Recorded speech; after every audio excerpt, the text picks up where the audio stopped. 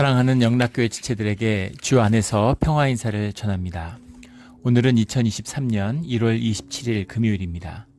오늘의 묵상 본문은 신명기 24장 1절로 22절까지의 말씀입니다.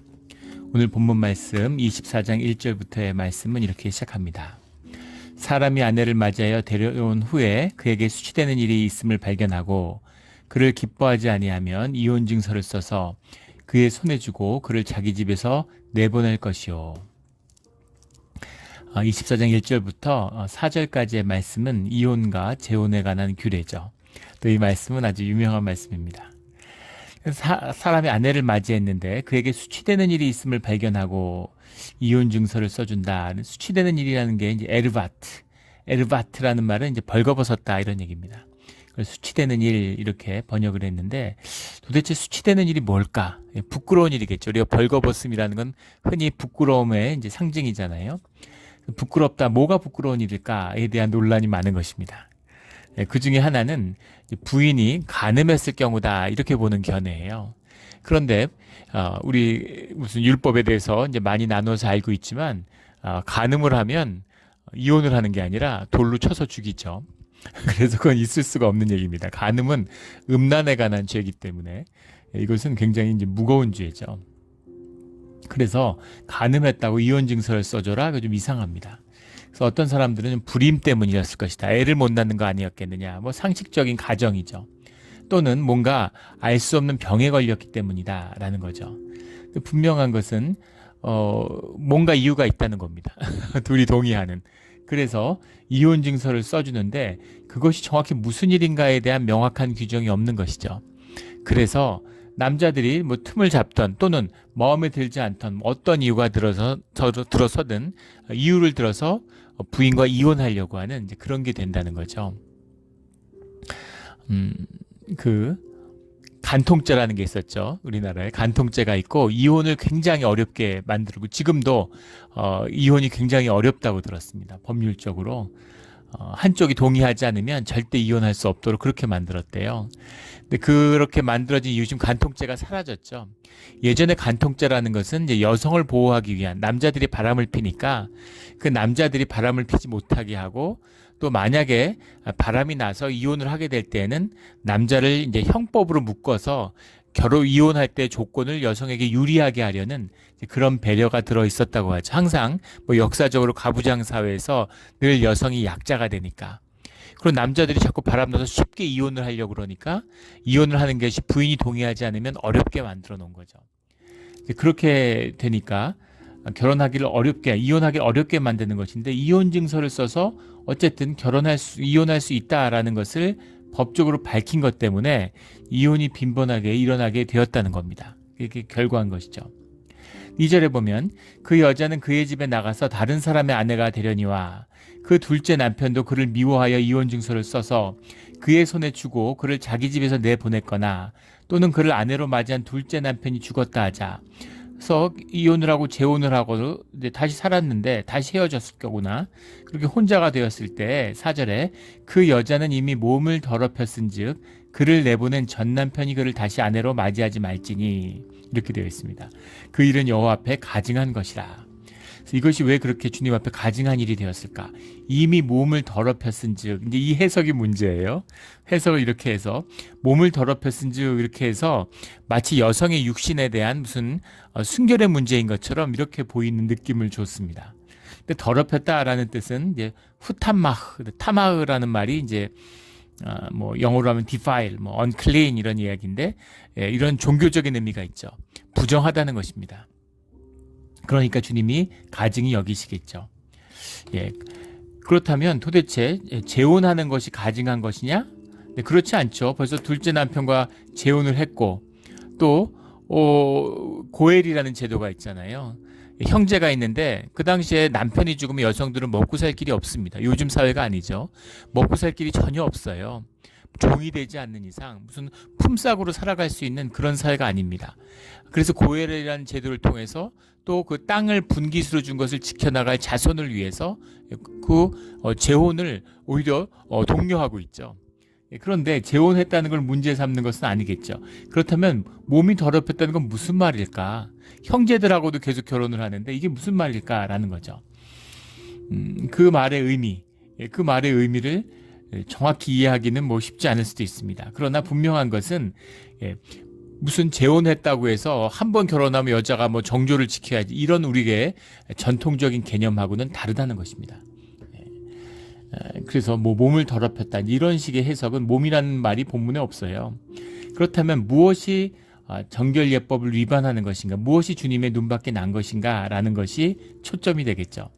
그 초점에 대한 힌트는 무엇이냐면 전남편이라는 말에는 발라 하리소운이라는 말이 들어있습니다. 발라 하리소운. 근데 여기 둘째 남편이라고 해석했는데 둘째 남편이란 말은 하이시 하아로운이라는 말이에요. 하리손이라는 말은 former죠, former. 발라는 남편입니다. 전 남편이에요, 말 그대로. 근데 여기 둘째 남편이라고 해석한 것은 이씨와 아하론이라는 거죠. 아하론이라는 거는 뒤, 레터입니다. 영어로 하면 레터. 근데 이씨라는 건 남자라는 거죠. 남편, 둘째 남편하고 해석했는데 그냥 두 번째 남자, 또 뭐 세 번째 남자 이런 의미예요. 그래서 그런 가정을 해볼 수 있겠죠. 첫 번째 결혼은 이렇게 주님 안에서 맺어진 결혼의 이제 약혼인 것이 약혼을 하고 율법에 따라서 1년을 기다리고 그 안에서 서로 또 뭐 순결을 지키고 결혼하고 주님 안에서 언약을 맺고 이런 것이었다면 두 번째 만난 남편은 남편이 아니라 이제 말 그대로 이씨 아하론, 하이씨 아하론이라는 말 그대로 두 번째 만난 남자인 것입니다. 두 번째, 세 번째 남자. 그러니까 우리 요즘 이제 컨셉으로 하면 남편과 이제 동거남 뭐 이런 정도의 차이겠죠. 그래서 이 다른 남자하고 그냥 산 거예요. 그걸 나쁘다고 하는 것이 아니라 그렇게 이 남자 저 남자하고 살 수 있겠죠. 살 수 있는데 그렇게 살고 있는데 다시 와서 또 결혼하는 그렇게 해서는 안 된다라는 거죠. 그것이 결혼의 의미가 아니라는 겁니다. 몸에 방점이 있는 게 아니라 순결의 방점이 있는 게 아니라 결혼의 방점이 있는 거예요. 그래서 너희들 결혼을 우습게 알지 마 이런 말입니다. 결혼은 너희 이혼 꼭 해야 되겠으면 해도 돼. 그런데 뭐 너희끼리 이혼했다가 다시 만났다가 또 결혼했다가 또 이혼했다 이런 식으로 하는 건 아니다 이 말씀입니다. 그 여성과 결혼을 깨야 될 만한 이유가 있다면 그러면 주 안에서 깰 수도 있지. 그러나 깬다고 해서 그것이 결혼의 의미라는 걸 너희는 몰라 이런 뜻입니다. 이것이 얼마나 논란거리가 됐겠어요. 도대체 결혼할 이유가 뭐며 이혼할 만한 이유는 무엇이며 결혼의 가치가 무엇인가에 대한 논란이 끊이지 않는데 이 논란을 주님이 다시 오셨을 때 그 제자들이 예수님께 물어보고 예수님이 깨끗하게 정리를 해주셨습니다. 그 말씀이 마태복음 19장에 나오는 말씀이죠. 19장 3절에 보면 바리새인들이 질문을 해요. 예수께 나와 그를 시험하여 이르되 사람이 어떤 이유가 있으면 그 아내를 버리는 것이 옳으니까. 뭐 실렐 학파가 있고 샤마이 학파가 있고 삼마이 학파죠. 이런 그 랍비 전통 가운데 이 본문 도대체 이혼할 이유가 뭐냐에 대한 수많은 논쟁이 있었습니다. 그러니까 예수님께 물어보는 거죠. 어떤 이유를 대도 논란에 빠져드는 거죠. 그거를 이제 물어보니까 버리는 것이 옳습니까? 이렇게 물어봤어요. 그러니까 주님께서 뭐라고 얘기하시냐면 4절에 예수께서 대답하여 이르시되 사람을 지으신 이가 본래 그들을 남자와 여자로 지으시고 5절에 말씀하시기를 그러므로 사람이 그 부모를 떠나서 아내에게 합하여 그들이 한 몸이 될지니라. 결혼이 무엇인가에 대한 정의죠. 그래서 하신 것을 읽지 못하였느냐. 그런즉 이제 둘이 아니요 한 몸이니 그러므로 하나님이 짝지어 주신 것을 사람이 나누지 못할지니라. 하나님이 짝지은 것을 사람은 나눌 수 없어. 결혼의 의미, 이 언약의 의미는 주님 안에서 하나됨이야. 너희가 마음만 하나 되는 게 아니라 몸이 하나가 됐다. 한 몸이라는 걸 잊지 못했느냐. 주님 안에서 한 몸이 됐다는 건 사람이 나눌 수 없다. 사람이 찢을 수 없다는 것이다. 그래서 이혼은 가능하지 않아. 이렇게 얘기한 거죠. 그러자 7절에 여짜오되 그리하면 어찌하여 모세는 이혼 증서를 줘서 버리라 명하셨나이까. 예, 우리 이 말씀이 바로 오늘 나눈 24장 1절의 말씀이죠. 모세는 신명기의 말씀을 유대인들은 신명기가 제일 중요해요. 우리가 구약을 읽으면 창세기가 제일 소중하고 어떤 분은 뭐 시편이 소중하고 이렇게 말씀하시는데 유대인들은 단연코 신명기입니다. 신명기가 유대인의 뿌리예요. 예, 유대인들의 히브리 바이블의 핵심 가장 중시 여기는 것이 신명기입니다. 그런데 신명기의 말씀에서 이혼 증서를 써줘서 이혼하라고 하지 않았습니까? 그럼 그 뜻은 뭡니까? 어떻게 이혼이 가능합니까? 그러자 그 뜻을 예수님께서 말씀해 주셨어요. 8절에 예수께서 이르시되 모세가 너희 마음의 완악함 때문에 아내버림을 허락하였거니와 본래는 그렇지 아니하니라. 너희가 완악하기 때문에 너희가 악하기 때문에 그 악함에 대한 모세가 그렇게 이야기한 것이다. 하지만 본래 원래 본질의 의미는 부부는 그런 게 아니야. 뭐 피치 못할 사정이 있을 수도 있겠죠. 또 그런 것 이야기도 많이 이제 전승 가운데 있어요. 이혼하고 싶은데 이혼을 안 하니까 부인을 학대하는 것이죠. 우리 예전에 뭐 못된 아버지들, 못된 할아버지들 많았잖아요. 예, 그래가지고 이제 부인을 학대하는 겁니다.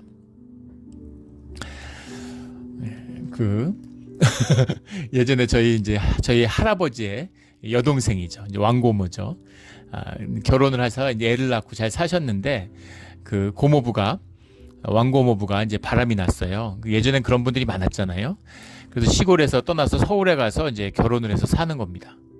예, 그래가지고 이제 따로 집을 주고 살았는데 슬하에 자식이 없었어요. 그래서 계속 거기 살았습니다.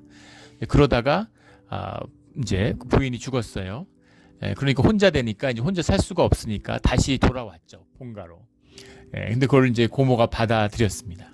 그래서 같이 부부가 돼서 노년에 같이 살았는데, 예, 자식들이 있는데 자식들은 부모를 이제 아버지를 받아들이지 않죠. 어머니가 고생하면서 자녀들을 키웠으니까.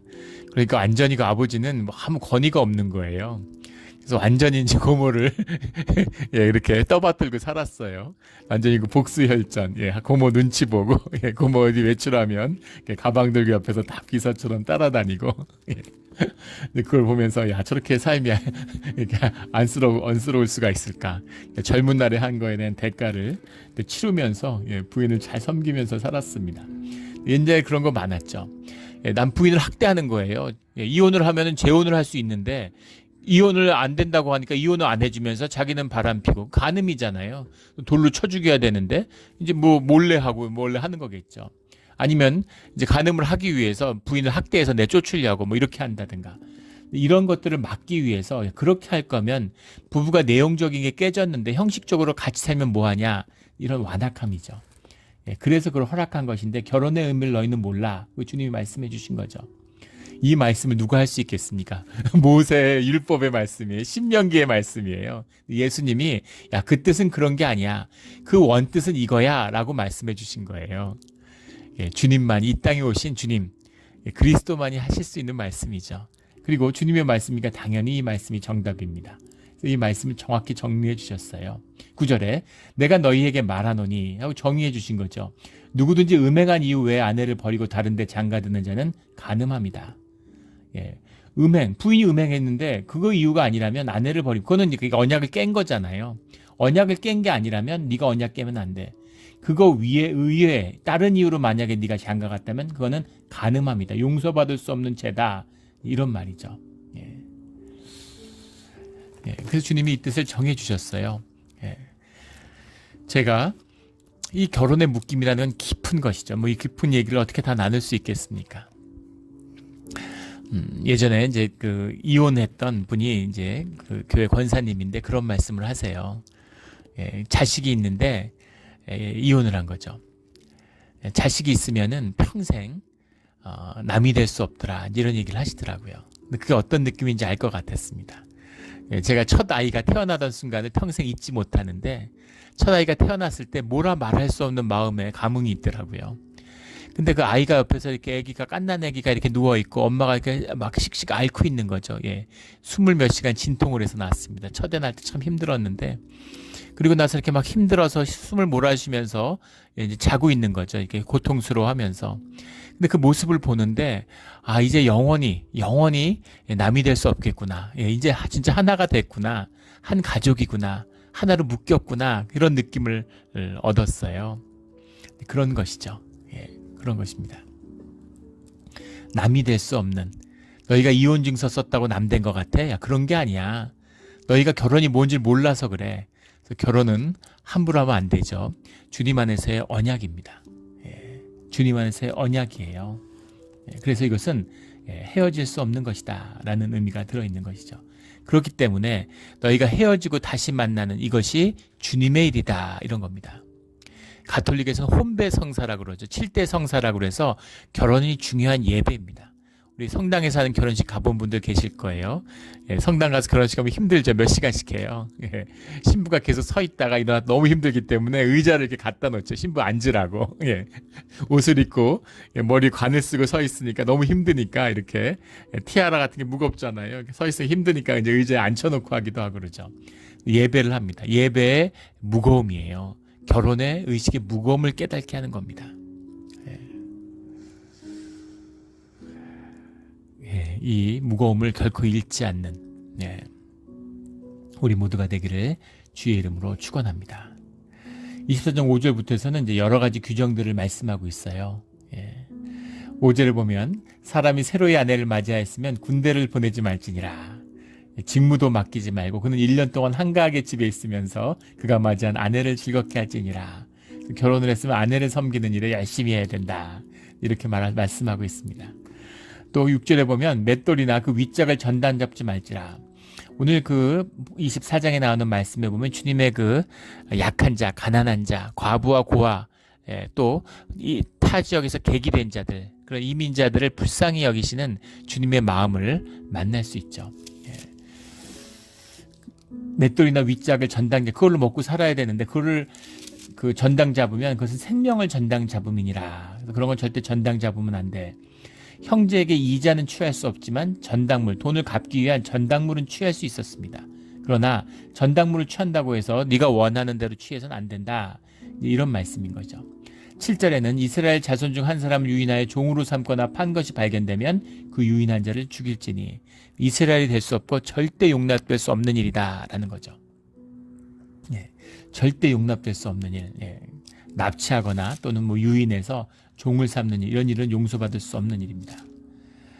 10절에 보면 내가 이웃에게 무엇을 구워줄 때 너는 그의 집에 들어가서 전당물을 취하지 말고 너는 밖에 서 있고 내게 꾸는 자가 전당물을 밖으로 가져와서 내게 줄 것이며. 주님이 참 그 살뜰한 분이시죠. 우주를 지으신 주님이 세상을 모든 섭리를 주관하시는 주님인데 이렇게 알뜰하게 작은 것까지 신경을 써주세요. 전당물을 취하는데 네가 들어가서 마음에 드는 거 들고 나오지 마라 라는 겁니다. 네가 채권자라고 해서 채무자의 삶이나 그 지경을 파괴하면 안 된다. 그것을 유린하면 안 된다. 이런 말이죠. 남의 집에 들어가서 돈 내놓으라고 그러고 막 누워있고 소파에 이런 짓 하면 안 돼. 이런 말씀이에요. 그래서 전당물이라고 하는 것은 값어치 있는 담보물로서의 의미가 아니라 약속의 징표인 거죠. 돈을 갚겠다고 하는, 돈을 빌렸다고 하는. 그래서 그 사람이 구워주는 자. 근데 그 사람이 뭐 아무것도 아닌 거, 별거 아닌 거 들고 나올 수 있지 않겠어요? 당장 필요 없는 거. 사람의 마음이 그렇잖아요. 뭐 없어도 되는 거, 크게 중요하지 않은 거, 삶에 꼭 필요하지 않은 거, 이런 걸 전당물로 주려고 그러겠죠. 그런데 그걸 받아서 와, 이런 말이죠. 그걸 받아서 와라. 어려운 사람의 처지를 생각하고 본질이 약속이야. 물건의 가치에 있는 게 아니야. 이런 말이죠. 12절에 그가 가난한 자이면 너는 그의 전당물을 가지고 자지 말고. 전당물을 가지고 왔는데, 그런데 그 전당물이 약속의 의미인데 그것을 가지고 자지 말라라는 것은 그것을 돌려줘라 라는 거죠. 13절에 해질 때 그 전당물을 반드시 그에게 돌려줄 것이라. 근데 여기 무슨 의미가 있냐면, 그리하면 그가 그 옷을 입고 자며 너를 위하여 축복하리니. 그 옷을 전당물로 내줬다는 얘기는 얼마나 가난한 자입니까? 가진 게 아무것도 없는 사람인 거죠. 생산 도구가 아무것도 없는 거예요. 근데 이때 옷이라고 하는 것은 특별한 의미입니다. 사람들이 이불을 덮고 잔 지는 얼마 안 됐습니다. 인류의 역사에서. 그냥 옷 입은 채로 누워 자는데 그 겉옷이 이불인 거예요. 근데 그 옷을 입고 자야 되는데 사막 기후잖아요. 캘리포니아 같은 사막 기후입니다. 이 팔레스타인이. 낮에는 해가 나면은 따뜻하고 덥지만 밤이 되면 추워요. 그런데 그 옷을 전당 잡으면 이 사람이 밤에 어떡합니까? 그러니까 해질 때에는 그에게 옷을 돌려줘라 이런 얘기죠. 옷을 입고 자면 너를 위하여 축복하리니 그 일이 내 하나님 여호와 앞에서 내 공의로움이 되리라. 그래서 귀한 말씀입니다. 이게 사실 어떻게 보면 얼마나 가난한 사람이어서 옷을 저당받은 걸 돌려주리니인데 그것이 주님 앞에서 너의 공의가 된다. 굉장한 말씀이죠. 예. 이 행위가 뭐길래 주님 앞에 공의가 될 만큼 그렇게 정의롭고 이것이 복된 일이 된 건가. 예. 그 사람이 너를 위해 축복한다. 예. 주님이 축복한다는 얘기죠. 그리고 하나님 앞에서 공의로움이 된다. 이렇게 말씀하고 계세요. 하나님의 마음과 하나가 됐음을 말하는 거죠. 하나님의 뜻을 알고 하나님의 뜻을 행한 자이기 때문에 하나님 안에서 공의가 되었다. 하나님은 가난한 자들을 긍휼히 여기고 불쌍히 여기신다는 겁니다. 주님이 누누이 말씀하신 너희가 애굽의 종되었을 때를 기억해라. 너희를 인도하여 내고 너희가 구속된 이유가 너희가 불쌍하기 때문이야. 물론 아브라함과 이삭과 야곱에게 주었던 약속 때문이죠. 그렇지만 왜 하필이면 그때 그 시기에 사방인도의 애굽의 종되었던 그때 이스라엘이었느냐. 그때 너무 불쌍하고 안 됐기 때문인 거죠. 너무 불쌍한 겁니다. 불쌍해서 너희를 구해줬어. 그 긍휼함을 너희는 절대 잊지 마. 너희가 가난한 자를 보면 불쌍히 여겨라. 그리고 그것이 주님의 마음이고 주님이 함께하는 증거다. 그래서 불쌍히 여기는 사람들을 긍휼히 여기고 자비를 베푸는 그 자리에 너희가 복을 받게 된다. 이런 의미죠. 우리 늘 이 넉넉함으로 우리 인민사회는 인색함을 끊어야 돼요. 사는 게 찌드니까 삶의 모든 것이 찌들어가지고 인색합니다. 인색해요. 근데 그 부요함을 누리는 분들을 보십시오. 이거는 뭐 예외가 없어요. 참 안타까운 일입니다. 예. 이 넉넉하고 부요하게 나누는 자들이 부요함을 누리며 살아야 잘 삽니다. 근데 막 찌들고 뭐 막 찌든 분들이 있어요. 찌들고 인색하고 이런 분들은 점점 찌들고 점점 더 인색해요. 예. 생존에 눌리니까 찌들어지는 것이죠. 제일 가슴 아픈 거예요. 이민자의 자녀들을 보십시오. 부모 한 세대가 완전히 희생했어요. 한국인은 한민족의 위대함입니다. 자녀들을 위해서 부모가 이렇게 희생하는 민족이 어디 있습니까? 완전히 희생하고 노점상을 하고 뭐 시장에서 진짜 갖은 고생을 하고 이래서 자녀들을 다 반듯하게 키우죠. 다 명문대학 가서 의사 되고 뭐 변호사 되고. 근데 자식들도 찌들어요. 돈 잘 벌고 좋은 집에 살고 좋은 차 타고 다니고 좋은 옷 입고 삶이 찌들고 찌들어서 인색한 겁니다. 심지어는 부모에게도 인색해요. 찌들어진 삶. 그게 제일 비참한 것이죠. 없어서 찌드는 건 좀 낫잖아요. 그래도 있는데 찌드니까 더 비참한 거죠.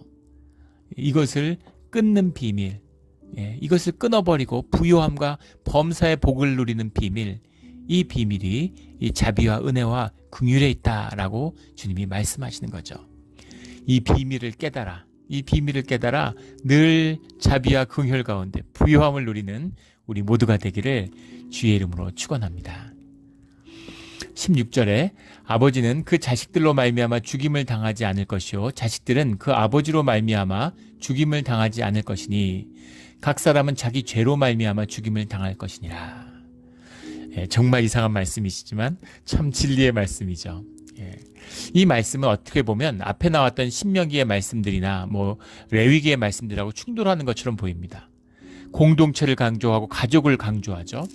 우리 23장에 나눴던 총회 들어오지 못한 10대 이르기까지 못 들어온다. 3대 이르기까지 못 들어온다.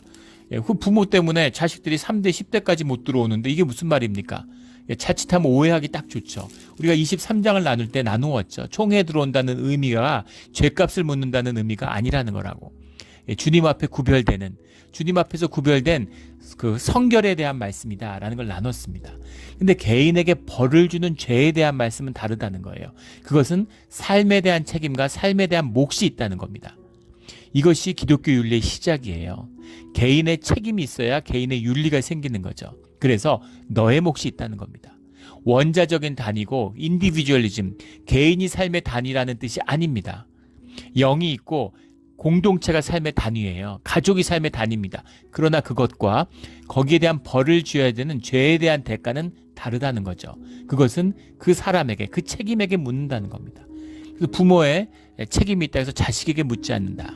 근데 시족사회였잖아요. 연대주의라는 것이 어느 사회, 동서고금을망라고 다 있었습니다. 우리 조선시대에도 삼족을 멸하잖아요. 반란을 일으키면. 사돈까지 뭐 전부 다 싸잡아서 전부 다 책임을 묻는 거죠. 예, 연좌제로 연좌제. 예. 예전에 그런 거 많잖아요. 아버지가 무슨 이렇게 뭐 전과자나 뭐 간첩이었으면 자식은 뭐 공무원 못 되고 뭐 이런 식으로 근대에도 있었습니다. 근데 이 시대에 주님이 부모의 죄를 자식이 묻지 않고 자식의 죄를 부모가 묻지 않는다. 지금도 심지어 자식이 죄를 지면 부모가 못 살죠. 예.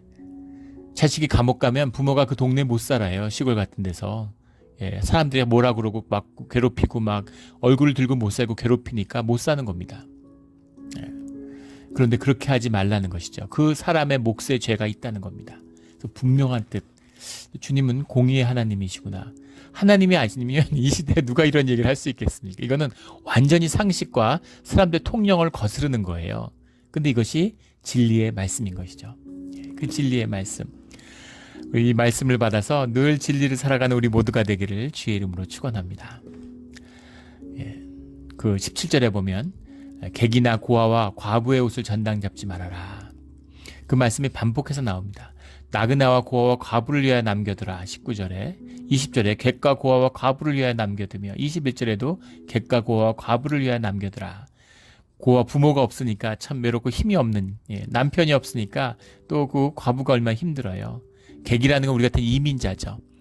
타향에 와서 살아가고 있는 자들, 어디 의지할 데도 없고 아는 사람도 없고 이런 사람들에 대해서 후대해야 된다라는 얘기죠. 예. 미국이 잘 된 것은 이민자에게 열려 있었기 때문입니다. 한국도 마찬가지예요. 예, 이민자들을 잘해주는 나라에 주님의 복이 임합니다. 예, 이 깊은 생명의 섭리죠. 예, 그 이민자들을 학대하고 괴롭히고 예전에 다큐멘터리를 봤는데 우리 설교 때도 나눈 적이 있지만은 가슴 아픈 이야기였으면 팔레스타인에서는 청년인데 아버지가 돈 벌려고 한국에 왔어요. 부모가. 그래서 한국에서 태어나서 자랐습니다. 초중 고등학교를 다 한국에서 나왔어요. 예, 그런데 이제 추방이 돼가지고 팔레스타인으로 돌아간 겁니다. 한국에요. 부모가 먼저 추방돼갖고 얘가 보호소에서 혼자서 여기서 살았어요. 그 여동생들하고. 완전히 한국이에요. 예, 그런데 외모는 물론 완전 팔레스타인 사람이죠. 그러니까 팔레스타인 말을 할 수가 있습니까? 거기서 뭐 학교를 다녔나요? 뭐가 있나요? 팔레스타인에 가서 노점상을 하면서 어렵게 살고 있는데 근데 되게 비통해하면서 그 한 번이라도 한국에 살고 싶은지 떠나고 싶은지를 한 번이라도 물어라도 봤으면 좋았을 텐데 왜 자기 의사는 아무 상관이 없느냐 이렇게 물어보는 겁니다. 근데 그걸 보면서 너무 비통하고 가슴이 아팠습니다. 그러면 안 되죠. 어떻게 그럴 수가 있습니까? 애를 만나보고 얘기도 들어봐야죠. 사정을 따져봐야죠. 뭐 여러 가지 당국에서도 이유가 있겠지만 그 여동생들은 더 안 됐어요. 여동생 남학생 고등학교를 졸업했는데 애들은 중학교 때 나갔는데 팔레스타인에서 학교를 다닐 수가 있습니까? 그것도 여자이니까 율법에 그런 걸 씌워가지고 뭐 여러 가지 제약이 많은 거죠. 근데 한국에서 자유롭게 살았는데 팔레스타인에 가서 이슬람 율법에 따라 살게 되니까 여자들은 너무 힘들어서 동생들이 매일 운다는 거죠. 한국에 가고 싶다고. 그래서 그걸 보면서 참 이러면 안 되는데 이러면 어떻게 저럴 수가 있나 이런 생각이 들었습니다. 그러면 안 돼요. 이민자들에게 후하게 대해야 됩니다. 우리도 마찬가지죠. 이민자로 와서 얼마나 어렵게 살았습니까? 그 마음을 잊지 말고 이민자들을 후하게 대해야 되는 거죠. 이민자를 너무 받아들여서 뭐 일자리가 없어지니 그런 소리 하면 안 되는 거죠. 긍휼과 자비의 마음, 객과 고아와 과부를 위하여 남겨두는 그런 마음을 가져야 되는 겁니다. 19절에 보면 내가 밭에서 곡식을 벨 때 그 한 뭇을 밭에 잊어버렸거든 다시 가서 가져오지 말며. 배고픈 시대죠. 지금은 상상할 수 없는 시대죠. 지금도 뭐 아프리카 같은 데 이런 일이 많죠. 가서 나그네와 고아와 과부를 위하여 남겨두라. 한 뭇이라고 해석한 게 이제 오메르라는 건데 오메르라는 건 오마르라는 말이 사타라는 말이죠. 곡식의 한 단위예요. 곡식을 재는 단위입니다. 그것을 이제 한 뭇 이렇게 해석을 했는데 그것을 잃어버리고 왔으면 그냥 사람들이 가져가도록 둬라. 넉넉한 마음을 이야기하는 거죠. 그리하면 내 손으로 하는 모든 일에 복을 내리시리라. 마음입니다. 주님이 이게 뭐길래 꼭 한 단 놓고 왔는데 다시 찾으러 안 갔다고 해서 주님이 모든 일에 복을 내리겠다 이렇게 말씀하시는 거예요. 주님이 함께하는 주님의 마음이고 주님의 일이다 이런 겁니다. 20절에는 감람나무를 떤 후에 그 가지를 다시 살피지 마라. 남은 게 있나 이러지 말라는 거죠. 객과 고와 과부가 와서 따먹을 수 있도록. 포도원에 포도를 딴 후에는 그 남은 것을 다시 따지 말고. 지금 곡식과 주로 밀과 보리를 이야기하는 거죠. 그 다음에 감람나무, 포도원, 이게 전부 이제 계절에 따라서 봄부터 가을까지 쭉 이어지는 추수물이잖아요. 포도 같은 게 제일 마지막에 따는, 가을에 따는 것이죠. 근데 그것들을 그때그때 전부 다 남은 것을 따지 마라. 다 따지 마라. 좀 남겨놔라. 객과 고와 과부가 먹기 위해서. 애굽 땅에서 종되었던 것을 기억하라. 마지막에 22절에 그렇게 말씀하시죠. 너희가 어려웠던 시절을 잊지 말고 늘 어려운 자를 긍휼히 여겨라. 이런 마음입니다. 우리 다음 주일날 탈북 청년들이 와요. 객이 되었던, 또 이 친구들은 고아가 된, 사실상 고아와 같은, 우리 그 반석학교 이런 데 있는 이제 청년들은 그 부모가 없이 탈북하는 아이들이죠. 정말 부모도 없고 또 타지에 와서 살고 있는 그런 친구들입니다. 근데 참 감사한 건 주님의 마음을 알고 그들을 도와주는 손길들이 있다는 것에 늘 감사합니다. 우리 교회를 방문하는데 또 우리 교인들이 자기 집을 열어서 또 이렇게 홈스테이를 하게 해주셨어요. 그런 마음, 귀한 마음이고 복된 마음입니다. 주님이 작은 일이죠. 그런데 그런 일을 잃지 않고 너희 범사에 복을 누리게 된다. 내가 하는 모든 일에 복을 내리시겠다. 이렇게 약속하십니다. 주님이 우리에게 주시는 축복의 약속이고 기회입니다. 우리 이런 기회를 통해서 주님의 풍성한 복을 다 누리는 우리 모두가 되기를, 우리 교회가 되기를 주의 이름으로 축원합니다. 아멘. 기도드리겠습니다. 하나님 아버지 감사합니다. 우리 작은 일 가운데, 소중한 작은 일 가운데 주님이 말씀해 주시는 뜻을 보여주시니 감사합니다. 또 주님, 우리가 부부로 살고 오래 살았지만 부부의 뜻이 무엇인지 몰랐습니다. 누가 알고 결혼했겠습니까? 그러나 주님의 마음을 깨닫고 주님의 모든 것을 복으로 바꾸셔서 주님 안에서 귀한 부부로 한 몸 된 주님의 지체로 살아갈 수 있는 주님의 인도하심을 구합니다. 늘 긍휼함을 잊지 않고 우리 주변에 어렵고 가난한 자를 위해서 자비를 베푸는 그런 주님의 마음을 놓치지 않는 우리의 삶, 또 오늘 하루가 되게 하여 주시옵소서. 늘 주님께 감사하며 예수 그리스도의 이름으로 기도드렸습니다. 아멘.